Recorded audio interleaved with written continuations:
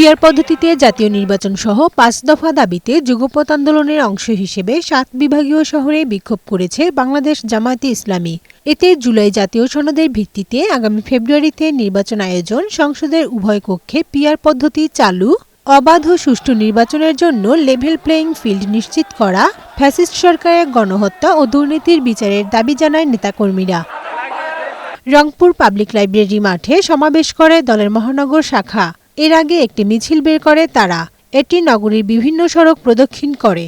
মিছিল পূর্ব সমাবেশে জামায়াত ইসলামীর সেক্রেটারি জেনারেল মিয়া গোলাম পরোয়ার বলেন, ঐকমত্য কমিশনের একমত হওয়া বিষয়গুলোর আইনি ভিত্তি দিতে হবে। ফ্যাসিবাদের দোষর ঘৃণ্য অপরাধীদের বিচার নিশ্চিত করা, লেভেল প্লেইং ফিল্ডকে নিশ্চিত করা, এই সব দাবি বাস্তবায়নের পথে আমরা দেখছি রহস্যজনকভাবে একটি প্রভাবশালী শক্তি সরকারের উপরে জোর খাটিয়ে লেভেল প্লেইং ফিল্ড বাস্তবায়ন করতে দিচ্ছে না। চট্টগ্রামের আন্দরকিল্লা শাহী জামি মসজিদ প্রাঙ্গণে সমাবেশে দলের কেন্দ্রীয় সহকারী সেক্রেটারি জেনারেল মাওলানা রফিকুল ইসলাম খান বলেন, পিআর পদ্ধতিতে নির্বাচনের বিকল্প নেই।